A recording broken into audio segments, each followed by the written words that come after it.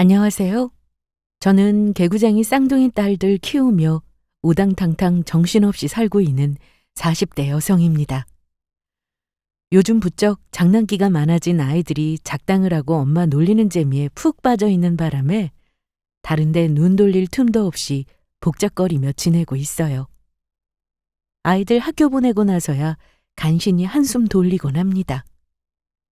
아이들이 있을 때는 워낙 소란스러워 그런지 썰물처럼 아이들이 빠져나간 자리를 보고 있자면 도리어 마음이 고요하게 가라앉는 기분이 들곤 하죠. 이럴 때 사람이 참 상념이 많아져요. 한동안은 그 시간이 참 어색하게 느껴졌는데 요즘 친구들로부터 이 채널을 소개받은 이후로 잔잔한 가운데 다양한 인생사 들으면서 심신의 위로를 받고 있습니다. 지금이야 많이 안정이 되긴 했지만 이렇게 몸도 마음도 일상으로 돌아오기까지 저도 제법 애를 먹었습니다. 결혼하신 분들이야 시댁과 크고 작게 마찰을 겪는 일이 일상 다반사겠습니다만 저는 제가 생각해도 그 정도가 심했어요. 뭐 그렇게 잘난 놈이라도 아들 가진 유세란 유세는 다 떠는 시어미 밑에서 살다 정말이지 사리가 나오는 줄 알았습니다. 너 지금 너 혼자서 잘 먹고 잘 살겠다는 거야? 내 집에 시집 왔으면 우리 식구지. 식구들 다 내팽개치고 네 입 하나 채우면 그만이다 이 말이야? 아이고, 동네 사람들 다 비웃을 소리를 하고 계시네요.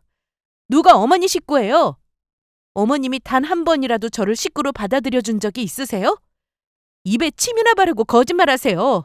식구는 무슨...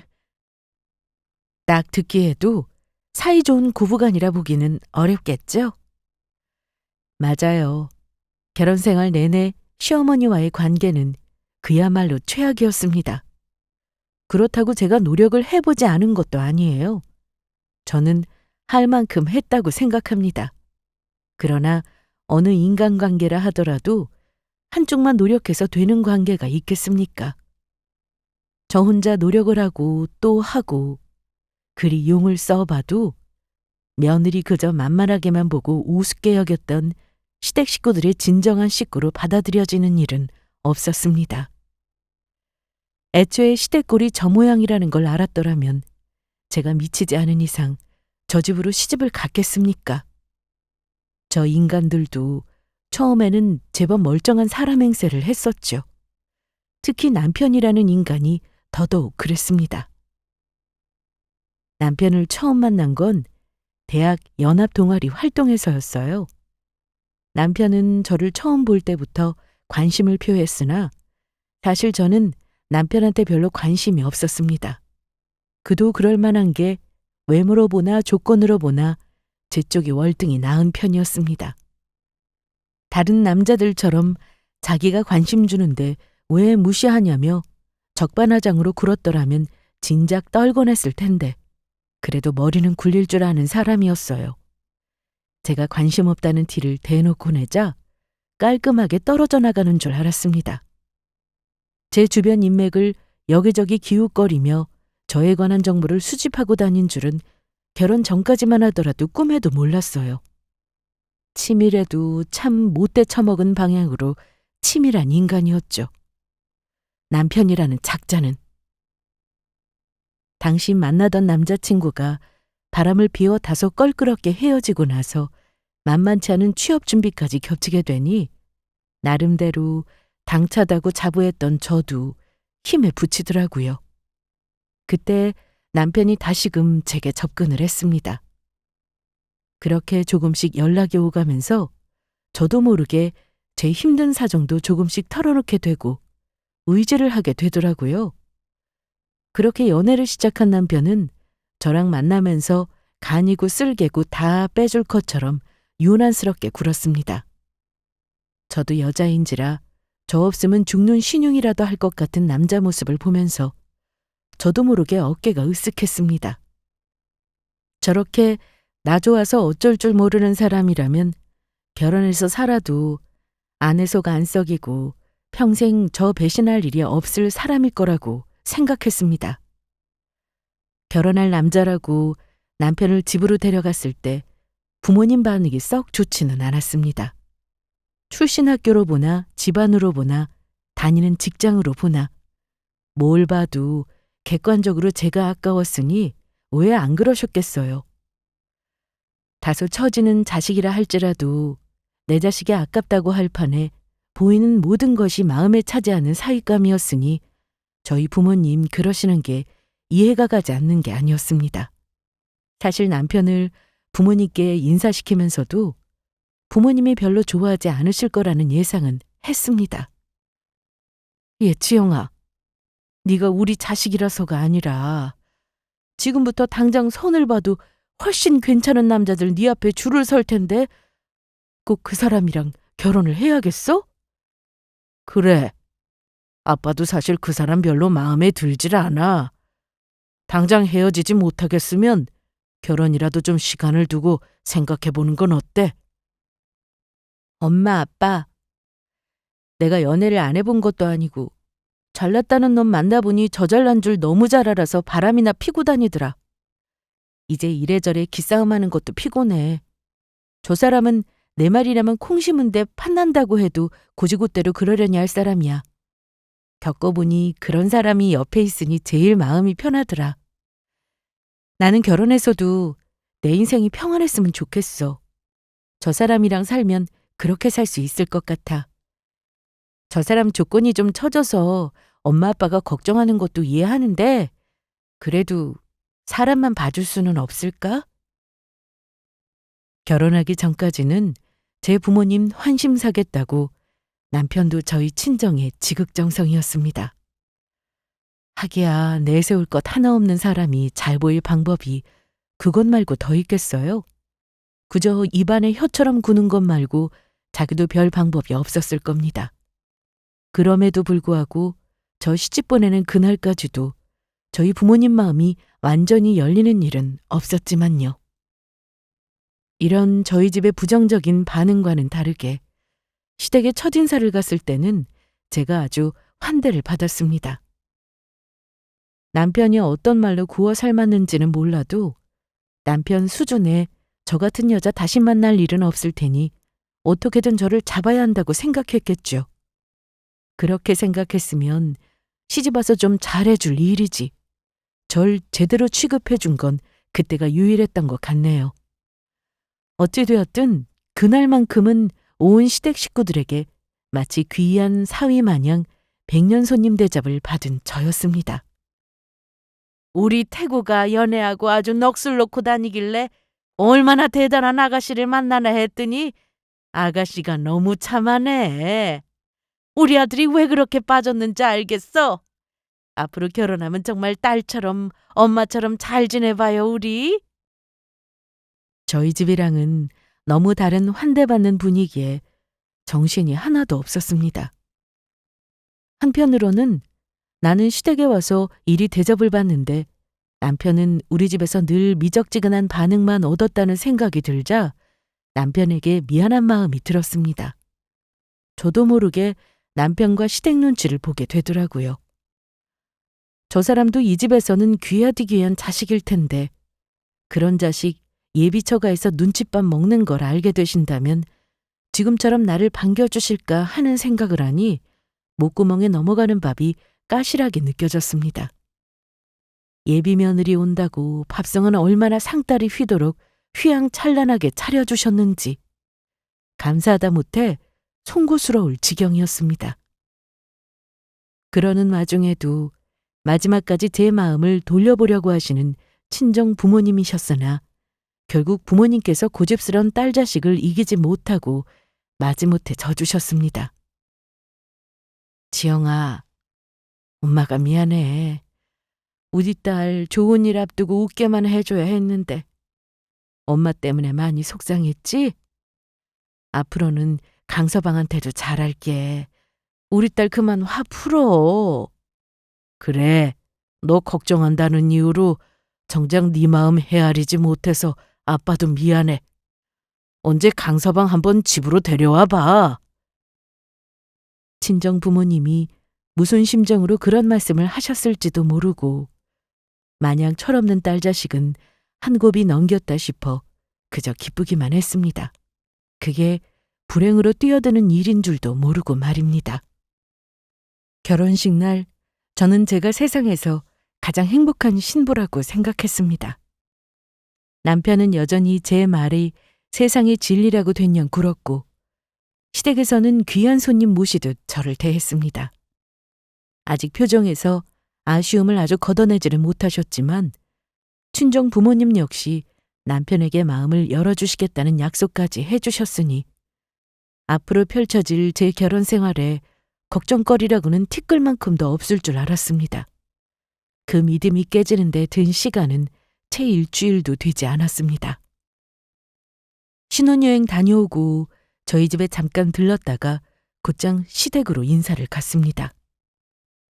시댁 문턱을 들어서는 순간부터 왠지 모르게 집안 분위기가 예전과는 다르게 냉랭하게 느껴졌지만 괜한 생각이라 고개를 휘저으며 시부모님께 인사부터 제대로 드렸습니다. 그랬더니 대뜸 시어머니 입에서 튀어나오는 말이 바로 이거였어요. 그래도 이제 시집 와서 이 집 식구가 됐으면 당연히 여기부터 들르는 게 순서 아니니? 벌써부터 친정 먼저 챙기는 거 보기 좀 그렇구나. 저를 딸처럼 생각하시겠다며 간드러지던 시어머니 목소리는 언제 그랬냐는 듯이 싸늘하고 고압적이기 짝이 없었습니다.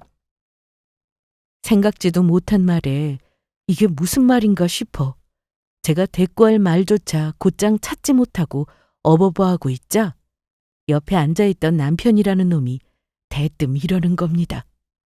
아유, 엄마도 참 이제 가 시집 왔으니 뭘 몰라서 그러는 거지. 뭐 이제 지영이도 우리 집 식구인데 앞으로는 달라지겠지. 그렇지, 지영아? 모자가 쌍으로 지금 무슨 소리를 하나 싶었습니다. 그 후로 남편이 신혼여행에서 사온 기념품을 신이 나서 풀어놓으며 시댁 식구들끼리 뭐가 그리 재미난지 한참을 깔깔거렸으나 제 머리는 마치 망치로 얻어맞은 듯 띵해서 정신을 차릴 수가 없었습니다. 태구 씨, 아까 도대체 무슨 뜻으로 그런 말을 한 거야? 우리가 우리 집 먼저 들른 게 그렇게 잘못한 일이야? 이럴 때는 보통 친정부터 먼저 들른다며. 우리가 거기 길게 있었던 것도 아니야. 오래 있기로는 가 신혼여행 다녀와서 장시간 비행기 타느라 지친 사람들이 밤늦게까지 잡아둔 당신 본가가 더한 거 아니야? 우리 엄마 아빠는 우리 강서방 피곤해서 안 된다고 우리 앉자마자 요기부터 시키고 곧장 보내줬어. 그게 어머님한테 친정 챙긴다는 소리까지 들을 일이냐고. 그것만 해도 기가 막힌데 당신 대답은 또 그게 뭐야? 시집 와서 잘 몰라서 한 거라고?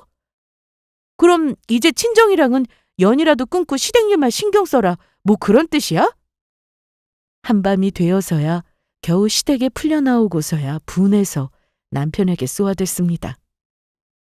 어떻게 제 집 식구 되자마자 저렇게 싹 안면몰수를 하고 태도를 180도 바꿀 수가 있어요? 저 정도면 사기 아니에요? 생각을 하면 할수록 분했어요.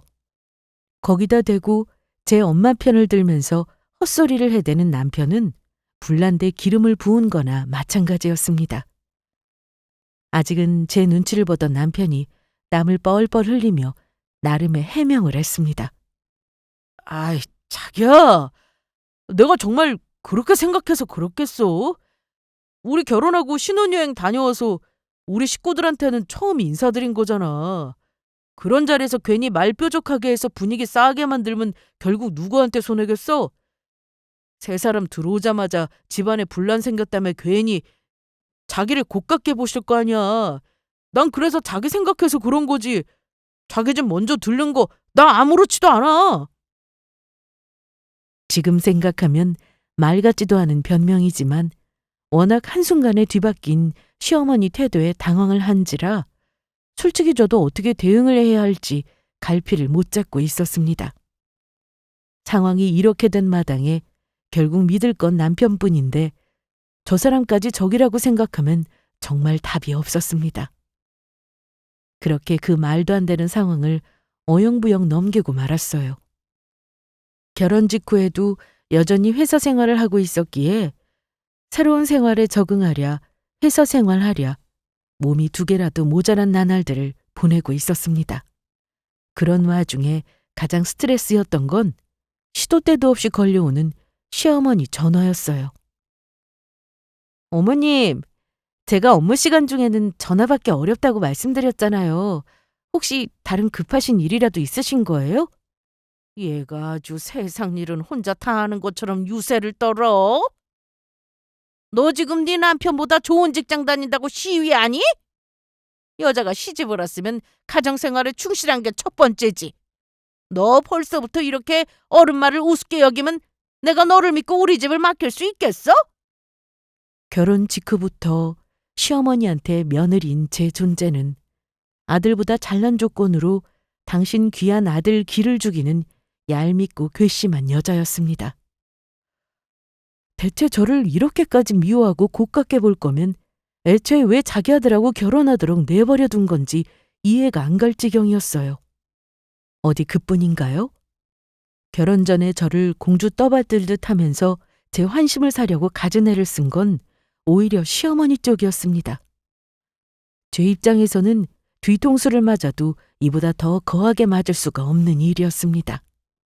집도 좀 산다 하고 우리 태구가 그렇게 너랑 결혼 못하면 죽는다고 난리를 쳐서 허락했더니 정작 처가덕이라고는 하나도 본 것 없고, 그러면 너라도 죄송한 줄 알고 더더욱 우리 태구랑 우리 집안의 정성을 보여야 할 것 아니야? 말을 들으면 들을수록 기가 찼습니다. 그러니까 애초에 저희 집에서 딸 시집 보내면서 뭔가 콩고물이라도 좀 떨어질까 싶었는데 그러질 않으니 본인 심기를 거슬렀다. 그거 아닙니까? 그러는 시댁이라고 저희 결혼하면서 크게 보태준 것도 없었어요. 집은 애초에 반반해서 마련하기로 했으나 제가 모아둔 것이 더 많았으니 사실 반반도 아니었습니다. 저희 친정에서 신혼집 마련해주지 못할 형편은 아니었으나 가뜩이나 남편을 탐탁지 않게 생각하시는 저희 친정 부모님한테 신혼집 해달라는 얘기까지 꺼내고 싶지는 않았습니다. 딸 그 집안에 보내는 것만으로도 속이 쓰리실 텐데 신혼집 마련할 능력까지 없다는 걸 아시면 부모님 억장이 얼마나 무너지셨겠습니까?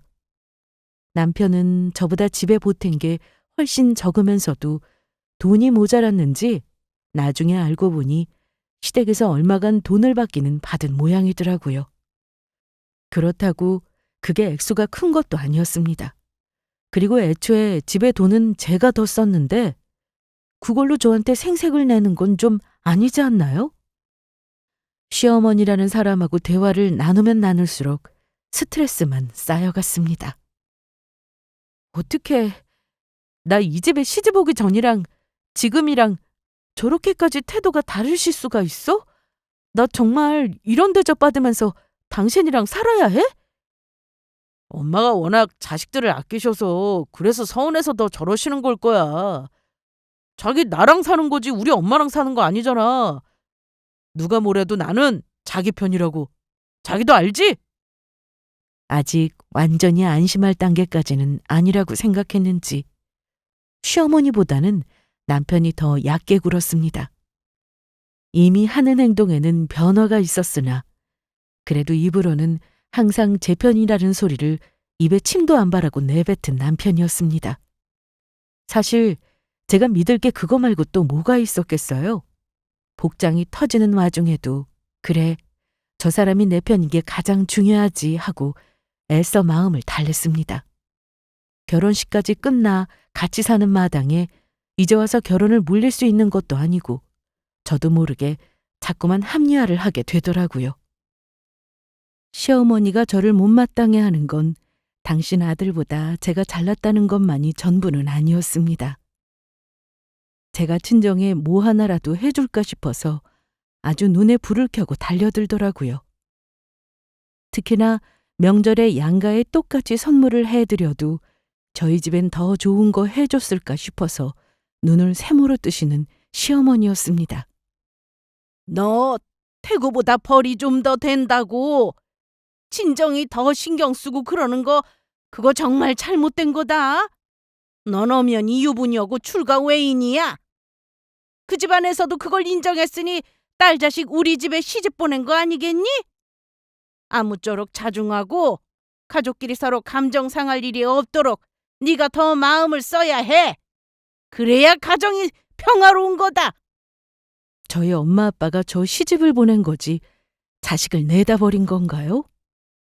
이 집에 시집 왔다고 마치 저희 부모님과 제 부모 자식 간의 인연이 끊기기라도 한 것처럼 말하는 시어머니한테 기가 막혔습니다.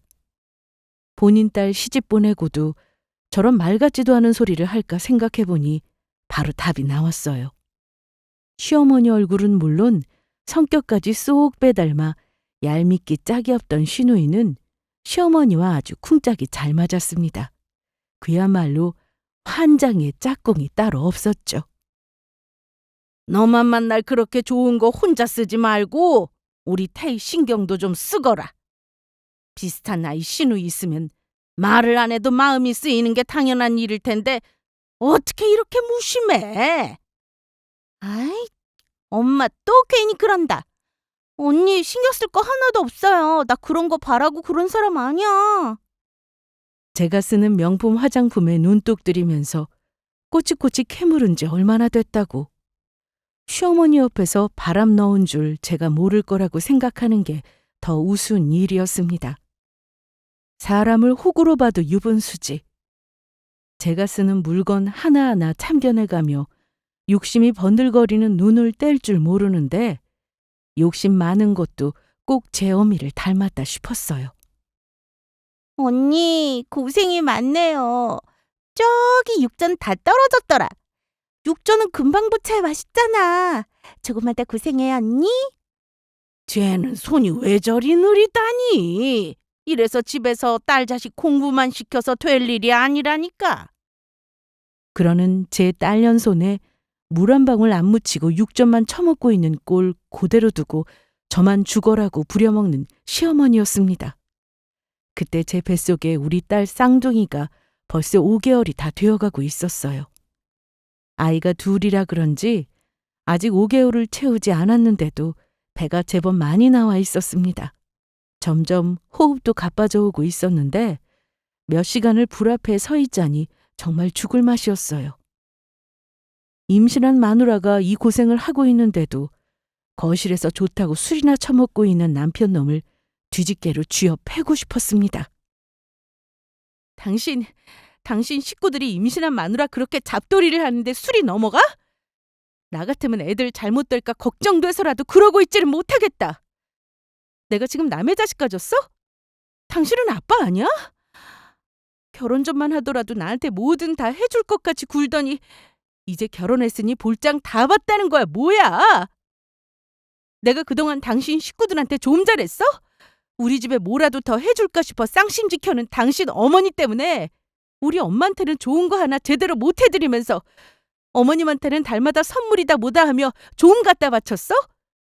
아가씨한테는 또 어떻게 했는데? 내 물건 하나 편히 못 사고 뭐 하나 살 때마다 아가씨 것까지 사다 바치며 눈치란 눈치를 다 보게 만들고 내가 무슨 당신 식구들한테 빚이라도 졌어? 그거 뻔히 알면서 남일이라는 듯이 구는 당신은 또 어떻고? 결국 폭발해서 그동안의 불만을 쏟아내는 저를 보는 남편의 눈빛이 점점 짜증스러워졌습니다. 아 그럼 나보고 뭘 어떡하라고. 견물생심이라고. 사람이 좋은 거 보면 욕심 좀 날 수도 있지. 그거 싫으면 당신이 처신을 좀 잘했으면 중간에 나까지 껴서 이렇게 피곤할 일 겪지 않아도 되잖아. 아 태희도 그래. 자기랑 몇 살 차이도 안 나는 새언니가 자기는 가져보지도 못한 온갖 좋은 거 다 쓰는 거 보면서 어떻게 아무 생각도 안 들겠어? 그거 보면서 당신은 안타깝지도 않아? 마지못해 자기 살 때 하나 더 산 거 가지고 뭘 그렇게까지 생색을 내? 그러니 우리 식구들이 당신한테 정을 붙일 수나 있었겠어? 적반하장도 유분수지.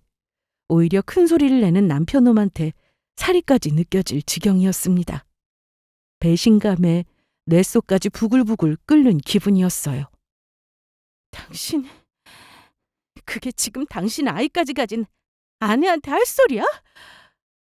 대체 이럴 거면 당신 왜 결혼했어? 결혼을 했으면 부모한테 정신적으로 독립해서 가정에 충실해야지. 내가 이런 당신을 어떻게 믿고 같이 쌍둥이를 키워? 당신이 먼저 우리 식구들 가족으로 여기고 잘했으면 내가 이러겠어? 당신 잘난 거 알아서 은근히 우리 집 식구들 무시하고 우습게 여긴 거 내가 모를 줄 알아? 아, 당신보다 한참 처지는 모자란 남편하고 같이 사니 시댁 식구쯤은 우스워? 당신 부모님들도 나들 못마땅하게 생각하는 거 내가 다 참아줬으면 당신도 그 정도는 감수해야지. 화가 나다 못해 머리가 어질어질할 지경이었습니다. 결혼 허락 받겠다고 제 부모님 앞에서 굽신대던 남편은 결혼 이후로는 처가의 발길을 딱 끊어버렸습니다. 부모님 생신, 명절 연락도 제대로 안 드려서 제가 대신 식은땀을 흘리며 변명을 한 것도 한두 번이 아니었어요. 결혼 허락을 받아냈으니 볼 일은 다 봤다는 듯이 마치 저희 친정 부모님을 없는 사람 취급하던 게 바로 저 남편이라는 놈이었습니다. 그럼에도 저는 제 할 바 하겠다고 시댁에 화수분 마냥 퍼다 바치고 있었던 거죠. 호구도 이런 호구가 따로 없었습니다. 저게 저놈의 본성이었던 거예요. 속아도 이렇게 속을 수가 있는 건가. 억울해서 돌아버릴 지경이었습니다. 그날부터 저는 더는 시댁의 호구를 자처하지 않았습니다. 남편이라는 놈 하는 꼴을 봐서는 제 잘못이라고는 절대로 인정할 기색이 아니었습니다.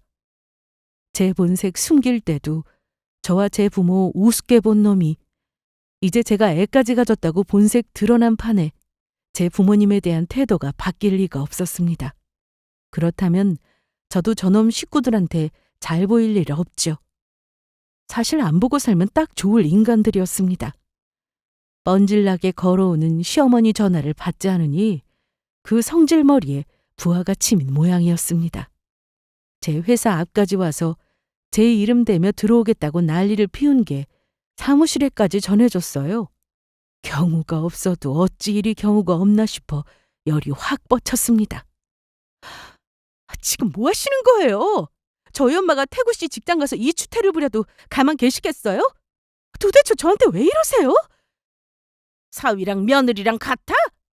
너 이게 무슨 버르장머리야? 감히 어른 연락도 못 본 척 너 너희 집에서 이렇게 배웠니? 이제 그 집 식구라면서 또 우리 부모님은 왜 끌어다 욕하시는데요? 어머니 정말 적당히 좀 하세요. 저도 정말이지. 참을 만큼 참았던 터라 처음으로 시어머니 앞에서 큰 소리를 낸 거였습니다. 저 사람이 뭐라고 내가 그렇게나 눈치를 봤나 싶어 허탈할 지경이었습니다. 당신 아들한테 또 무슨 말을 한 건지 퇴근하고 돌아가니 남편이 도끼 눈을 두고 저를 기다리고 있었습니다. 당신 엄마한테 그게 무슨 짓이야? 당장 가서 사과드려. 내가 미쳤다고 사과를 해? 네 엄마 무슨 짓 했는지는 못 들었니? 너 아주 이혼당하고 싶어서 작정했어? 너 계속 이따위로 굴면 뱃속에 애고 뭐고 너랑은 계속 못 사니까 그런 줄이나 알아. 그러고는 문을 쾅 닫고 들어와 버렸습니다. 홧김에 그냥 한 소리가 아니었어요. 계속 저렇게 구는 것 같으면 저런 인간을 어찌 믿고 같이 애를 키운단 말입니까? 제가 생각보다 강경하게 나오자 남편도 그제야 아차 싶었던지 방문 앞에서 빌빌대기 시작했습니다. 여보, 아까는 내가 너무 흥분을 해서 자기 화 가라앉혀. 우리 딸내미들 놀라겠다. 엄마한테는 내가 잘 말씀드릴 테니까 너무 걱정하지 말고, 어? 그때라도 그만 그놈하고는 갈라서야 했는데 당장 이혼 도장 찍고 싶은 마음 만만이면서도 뱃속 아이들을 생각하니 차마 이혼을 결심하기가 쉽지가 않았어요. 서러움에 눈물을 또르륵 흘리면서 생각한 건 따스한 엄마의 품이었습니다. 하지만 아이까지 품은 딸이 남편과 시댁에서 이런 대접을 받고 있는 줄 알면 무너져 버릴 엄마를 생각하니 차마 친정으로 달려갈 수조차 없었습니다. 본인들 자손 잘못될까봐 걱정은 됐는지 아니면 남편이 또 무슨 말을 한 건지는 몰라도 그러고 아이 낳을 때까지는 시댁도 좀 잠잠했습니다. 그렇다고 완전히 돌아선 제 마음이 다시 돌아올 리는 만무했지만 말입니다. 그렇게 행복하기만 해도 모자랄 시기에 아이 아빠에 대한 원망이 가득한 채로 우리 가연이 나연이가 태어났습니다. 제 아빠와 친가 식구들 미운 것과는 별개로 제 눈에는 그저 사랑스럽기만 한 귀엽고 소중한 아이들이었습니다. 바라던 손자가 아닌 손녀라고 별로 눈길도 주지 않던 시어머니와는 달리 저희 아이들을 바라보는 친정 부모님 눈에서는 꿀이 뚝뚝 떨어졌습니다. 특히 저희 친정엄마 눈은 감격에 촉촉하게 젖어 있었어요. 예, 지영아. 어쩜 이렇게 너 갓 태어났을 때랑 똑같이 생겼는지. 유전자가 정말 신기하긴 하구나. 너 막 낳았을 때 생각도 나고. 우리 딸 많이 아팠지? 정말 고생했어. 제 자식 봤다고 입이 귀에 걸린 남편한테도 못 들은 말을 해주시는 엄마 때문에 눈물이 핑 돌았습니다. 지금 제가 속으로 무슨 생각을 하고 있는지 아시면 엄마의 기쁨의 눈물이 피눈물로 바뀔 것 같아 마음이 찢기는 듯 했어요. 아이가 하나도 아니고 둘이나 되었기에 육아휴직은 불가피했습니다. 그럼에도 아직 미처 추스르지 못한 몸으로 신생아를 둘이나 보는 일은 벅찬 일이었어요. 혼자서 애 둘 본다고 아등바등하는 딸 자식을 위해 매일같이 친정엄마가 아이들 같이 봐주러 와주셨습니다. 엄마 허리도 안 좋으면서 오지 말라니까. 아휴, 엄마 아무렇지도 않아. 그래도 너 혼자보다야 둘이 있는 게 낫지 않겠어? 낫다 뿐이겠어요? 저한테는 친정엄마는 구세주나 다름없었습니다. 남편이야 일한다는 핑계로 늘 늦게 들어와서 잠깐 애들 얼굴 보고 좋아하는 것 말고는 거의 육아에 참여를 안 한다고 봐야 했어요. 어차피 도움 안 되는 인간이니 모른 척 했으나 일이 없는데도 야근 핑계를 댄다는 걸 진작 눈치채고 있었습니다. 시댁이야 더 말할 것도 없었죠. 행여나 애 봐달라고 부탁 한번 할까 싶어 전에 없이 몸을 사리는 꼴을 보니 상대도 하고 싶지 않았어요. 그동안 결혼하고 제가 겪은 고초를 한 번도 엄마한테 털어놓은 적은 없었으나 친정엄마가 저희 집에 드나들기 시작하면서 점점 엄마도 눈치를 채기 시작하셨습니다. 지영아, 결혼 생활이라는 게 참 쉽지가 않지? 엄마도 겪어봤잖아. 살면서 답답함을 못 견딜 것 같거나 그게 아니더라도 엄마는 언제나 너 필요할 때 같이 있어줄 거라는 거 알지? 자식은 부모한테 창피하고 그런 거 없는 거야? 차마 자존심에 부모님 상처 줄까 봐 제가 차마 털어놓지도 못하는 걸 알고 하시는 말씀이셨어요. 그날 엄마 가시고 아이 재워놓고 숨죽여서 얼마나 울었는지 모릅니다. 하늘 아래 저 위해 주는 이들은 친정 부모님 뿐이셨습니다. 아이들 이제 겨우 스스로 제 몸 가눌 정도로 자랐을 무렵 부쩍 속이 더부룩하다는 말씀을 자주 하시는 엄마셨어요. 엄마, 자꾸 아픈데 참지 말고 병원에 가자. 자꾸 고집 부리지 말고. 안 그러면 내가 억지로라도 끌고 갈 거야? 당장 내일이라도 나랑 같이 가. 아유, 애들 때문에 집 밖으로 얼씬도 못하면서 무슨. 알았어. 엄마 내일 병원 꼭 갈 테니까 애기들 보고 있어. 저 어릴 때도 만성 위염을 달고 사셨기에 또 위험이 도졌나 싶었어요. 아무래도 딸 자식 평온하게 살지 못하는 걸 보니 더 스트레스를 받으신 건 아닌가 마음이 쓰였습니다. 그러나 뜻밖에도 엄마의 병명은 위염이 아니었어요. 지영아, 어떡하냐? 너희 엄마 암이란다. 결과 나오는 날 동행한 아버지가 울먹이는 목소리로 제게 전화를 하셨습니다. 엄마가 암이라니 생각지도 못한 결과에 휴대폰을 쥔 손이 벌벌 떨렸습니다. 그 길로 아이 둘을 이고지고 친정으로 내달렸습니다. 아이고, 아우 얘가 이게 무슨 일이야? 애들 바람 들어. 엄마 아프다고 이러고 뛰어온 거야? 아유, 엄마 괜찮아, 지영아. 괜찮긴 뭐가 괜찮아. 엄마, 엄마! 엄마를 위로를 해드려도 모자랄 판에 엄마의 암 발병 소식에 그간 참았던 서름까지 한꺼번에 터져버리고 말았습니다. 그 가족 같지도 않은 인간들한테 시달리는 동안 내 엄마 얼굴이나 한 번 더 볼 것을, 미리 병원 한 번 모시고 갈 것을 후회가 끝도 없는 눈물로 쏟아져 내렸습니다. 그날로 저는 거의 친정으로 출근을 하다시피 했습니다. 아침마다 애들을 이고지고 뒤도 안 돌아보고 친정으로 향하는 제게 남편이 뾰족하게 굴었습니다. 가정 있는 여자가 친정 나들이도 하루 이틀이지 집에 붙어 있을 일이지 어딜 자꾸 싸돌아다녀? 나들이 같은 소리하고 자빠졌네.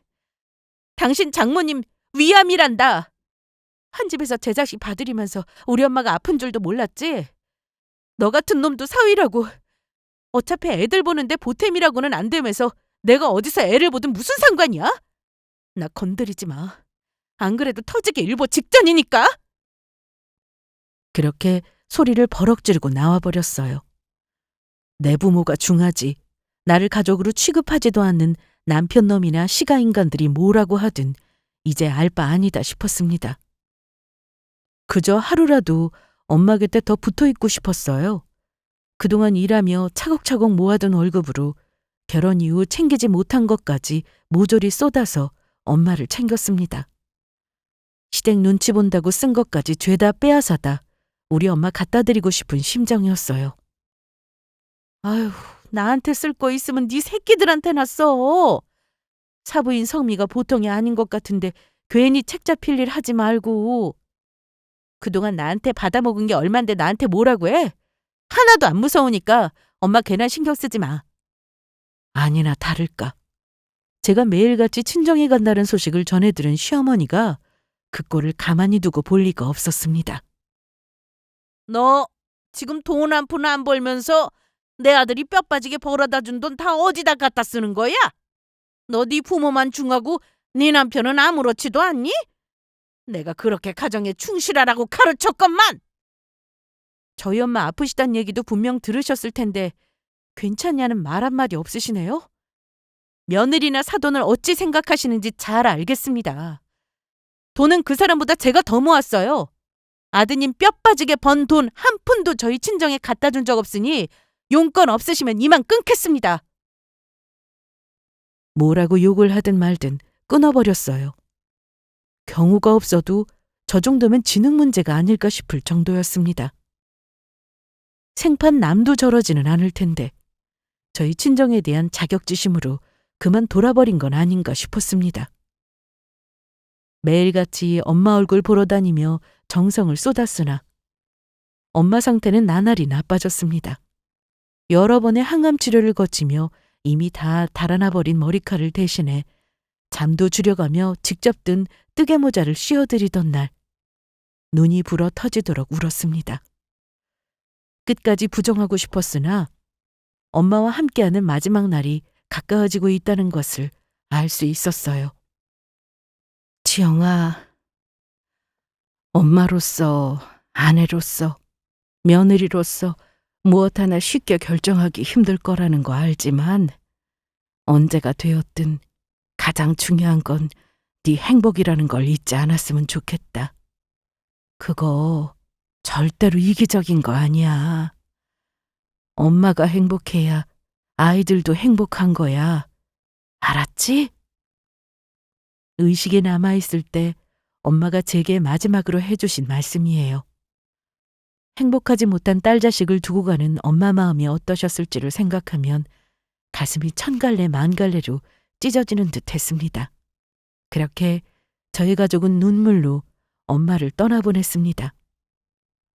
엄마 빈소가 차려진 지 벌써 반나절이 지났는데도 남편이라는 놈은 코빼기도 비추지를 않았습니다. 남편도 안 나타난 마당에 시댁 식구들이 나타날 리가 만무했죠. 아무리 그간 사이가 냉랭했다 하더라도 같이 자식 낳고 사는 사이였습니다. 엄마 아프다는 걸 뻔히 알면서도 지나가는 말처럼 의무적으로 장모님 괜찮냐고 몇 번 물은 것을 제외하고는 제대로 친정에 한번 들르지도 않은 놈이었어요. 하물며 아픈 사부인 걱정은커녕 며느리가 친정에 뭐 하나라도 갖다 바칠까 싶어서 눈에 불을 켠 시험이라고 문병 한 번을 왔겠습니까? 다른 시가 인간들도 별반 다르지 않았어요. 어쩌면 저렇게 하나같이 사람으로 태어나 사람돌이 할 줄 모르는 인간들인지 분해서 치가 떨렸습니다. 오죽하면 그동안 부처님 가운데 토막처럼 묵묵히 사돈 흉 한 번 보시질 않으시던 아버지께서도 화를 참지 못하셨습니다. 정말이지 해도 너무한다. 사돈이 세상을 떠났는데 어떻게 사위고 사돈이고 장례식장에 코빼기도 비추지를 않을 수가 있어?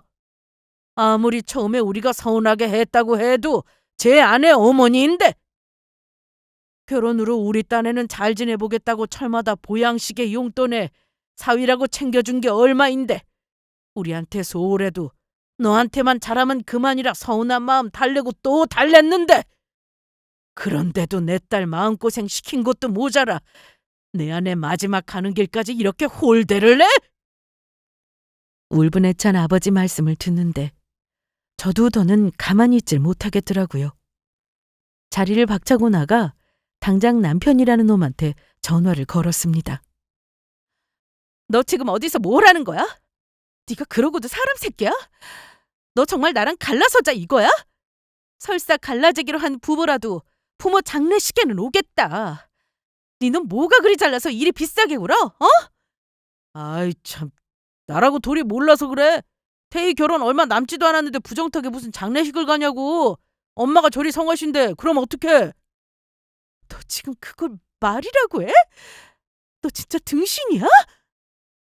제가 할 수 있는 욕이란 욕은 죄다 놈한테 퍼부었습니다. 그러고도 분이 풀리지 않아 손이 벌벌 떨렸어요. 그렇게 장례식 첫날이 거의 저물어가고 있었습니다. 시어머니에게 한 통의 전화를 받았을 때는 조문객들이 거의 빠져나간 다음이었어요.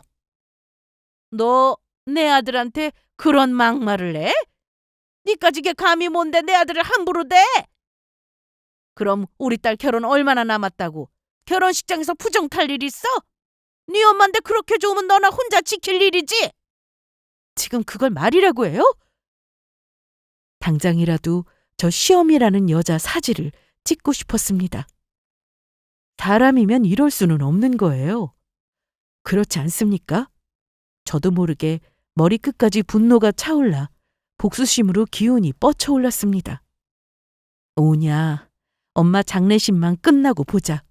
저 빌어먹을 놈의 집구석과는 영영 인연을 끊으리라 다짐하며 이를 바득바득 갈았습니다.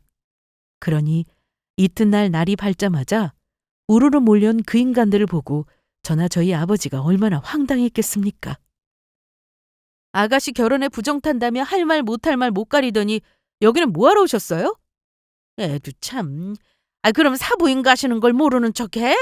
그건 사람돌이 아니지. 그럼요 언니. 결혼식이 중요한 거요. 사돈어른 장례식이 더 중요하죠. 뭐 좀 도울 거 없어요? 제 올케 부엌대기 부리듯 할 때도 살살 약 올라가며 처먹을 줄이나 알던 인간이 웬일로 이를 찾아 움직였습니다. 그 뒤로 남편놈이 쭈뼛대며 다가왔어요. 여보, 많이 서운했지? 내가 미안해. 지금이라도 뭐든 할 테니까 시켜만 줘. 상복부터 입을까? 어딜 감히 가족 행세를 하려 듭니까? 상복이라니 어림도 없는 소리였습니다. 저기 가서 조문객분들한테 육개장이나 날라. 우리 엄마 마지막 지켜주겠다고 와주신 귀한 손님들이니까 깍듯하게. 알았어? 저 인간들이 절대로 속셈 없이 여기까지 행차했을 리가 없었습니다. 저 시커먼 속내에 또 어떤 더러운 계산이 있을 줄 알고 저것들 하는 짓을 굳이 곧대로 믿겠어요? 그러기엔 제가 당한 게 너무 많았습니다. 엄마 힘들어 죽겠어. 무슨 인간들이 이렇게 끝도 없이 와? 쉿! 입조심해 이거 사. 네 새언니 앞으로 돌아올 유산이 한두 푼이 아니라는데 이럴 때 바짝 땡겨야 할 거 아니야? 그러면 그렇죠. 맨눈으로 저것들 하는 양을 안 보는 척 지켜보던 제게 그 속내를 훤히 들키고 말았습니다. 어디서 들었는지는 몰라도 엄마가 제 앞으로 남겨준 유산이 상당하다는 걸 듣고 아차 싶었던 겁니다. 솔직히 놀랍지도 않았어요. 그거 아니면 저것들이 왜 여기까지 와서 부엌댁에 취급을 받고 있겠습니까?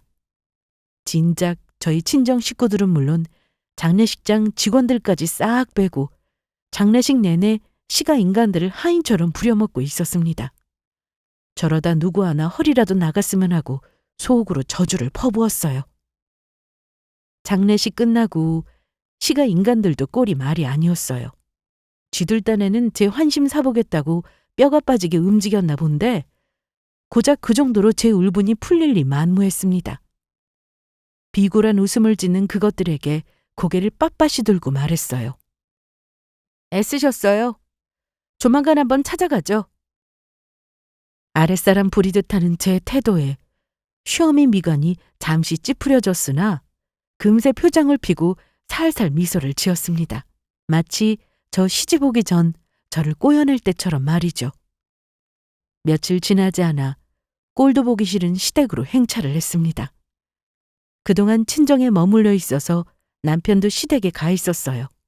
뭐라도 좀 떨어질까 싶어 거지같이 침을 흘리는 꼴을 보니 제 선택이 옳았다 싶어 행동이 거침없이 나갔습니다. 저는 보란 듯이 땅바닥에 준비한 두꺼운 서류봉투를 철썩 집어던졌습니다. 이혼 서류야. 니놈하고는 더 떨어질 정도 없으니 잔말 말고 도장 찍어. 니들 같은 천박한 인간들이랑은 단 한순간도 더 얼굴 맞대고 있기 싫으니. 그게 무슨 소리야? 이혼이라니. 그럼 내 엄마 장례식도 안 오려고 한 놈을 내가 거둬줄 줄 알았어? 이 금수마트 못한 새끼야? 네 어미 장례식에서 우리가 얼마나 고생했는데 그게 무슨 소리야? 하, 웃기지도 않는 소리 집어치워! 내 엄마 유산 노리고 뒤늦게 콩고물이라도 받아먹으려고 빌빌 귀여운 거 누가 모를 줄 알아? 이 천박한 여자야? 뭐야? 이제 유산 좀 받으니 눈에 뵈는 게 없어? 우리 집 자손까지 낳아놓고 어떻게 가족한테 이럴 수가 있어? 가족? 당신들이 왜 내 가족이야? 니들이 정말 나를 가족으로 생각했으면 엄마 일은 나한테 어떻게 이따위 짓을 해? 감히 장모 사돈 장례식에 부정 탄다는 개만도 못한 소리를 어떻게 내뱉을 수가 있어? 니들은 사람 새끼 아니야. 사람도 아닌 것들 걷어줄 생각 추워도 없어. 여보, 이러지 마. 우리 애들 봐서라도 제발. 넌 애들 생각해서 나랑 우리 엄마한테 그따위로 굴었어? 장모 아플 때 한 번을 안 찾아온 놈이 우리 엄마 유산에 눈 돌아서 거지처럼 빌빌대는 꼬라지하고는. 네 빈대 같은 식구들하고나 지들이 궁상 떨며 살아봐. 니까지 것들 내 가족 아니니까. 여보, 여보. 아마 제가 친정 엄마로부터 유산 한 푼 받은 게 없었더라면 저 집구석 벗어나려고 이혼하겠다고 한들 저리 잡기나 했을지 의심스러운 인간들이었습니다. 그런 가치 없는 인간들에게 더는 제 인생을, 우리 귀한 아이들 인생을 저당 잡힐 수는 없었습니다. 무려 쌍둥이를 임신한 며느리 직장까지 찾아와 그 난동을 부린 걸 입증해줄 직장 동료들은 너무나 많았습니다. 이혼 사유가 차고 넘쳤다는 말이죠. 며느리 근무 시간에 전화로 업무 방해를 한 건 물론 지속적인 폭언에 대한 증거가 제 휴대전화에 고스란히 남아 있었습니다.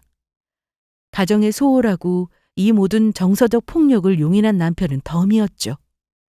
제 경제력이 남편 놈에 비해 훨씬 뛰어났으니 아이들에 대한 모든 책임과 권리 역시 제게 넘어왔습니다. 이혼은 어려울 것도 없었죠. 이건 저도 몰랐던 건데 제 딸년 시집 잘 보내겠다고 혼수 준비하면서 뒤로 저희 아버지 돈까지 빌렸더라고요. 그 사돈어른 딸을 그렇게 홀대해놓고 뻔뻔하게도 그렇게 뻔뻔할 수가 없었습니다. 당장에 저희 아버지께서 이자까지 쳐서 당장 갚지 않으면 소송 들어간다고 해서 그 집구석에 다시 한번 뒤집어졌습니다. 자기 시집 못 가면 어떡하냐고 시누이가 울며불며 난리를 쳤다는데 뭐 제 알바인가요? 이혼하면서 저한테 집도 절도 다 뺏긴 전 남편 놈은 본가로 기어 들어갔다고 하는데 그 집안에 이혼에 대한 책임이 없는 인간이 없으니 만날 저들끼리 치고받고 난리도 아니라는 소리는 그 앞집 아주머니께 우연히 전해 듣게 되었어요. 하도 밉살스러운 짓을 하고 다녀 그런지 곳곳에 적들이 산재한 전 시험이었습니다. 그렇게 모든 일이 정리된 지도 이제 제법 시간이 흘렀네요. 저는 그러고 친정 근처로 이사를 했어요. 저도 저지만 엄마 먼저 보내시고 많이 쓸쓸해하는 아버지께서 저희 딸아이들 보면서 마음의 위로를 많이 받으셨습니다. 저 역시 아버지께서 가까이 계시니 심적으로 의지를 많이 하고 있어요. 지긋지긋한 시자 떼어내고 비로소 마음의 평화를 찾은 제 이야기는 여기까지입니다. 끝까지 들어주셔서 정말 감사해요.